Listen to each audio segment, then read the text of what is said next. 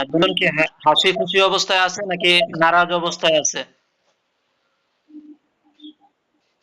এক একসাথেই। হ্যাঁ, মানে আপনাদের চেহারাগুলি কি মানে হাসি খুশি নাকি নারাজ অবস্থায়? জি, হাসি খুশি। হাসি খুশি। মিনহাজের চেহারা হাসি খুশি? জি।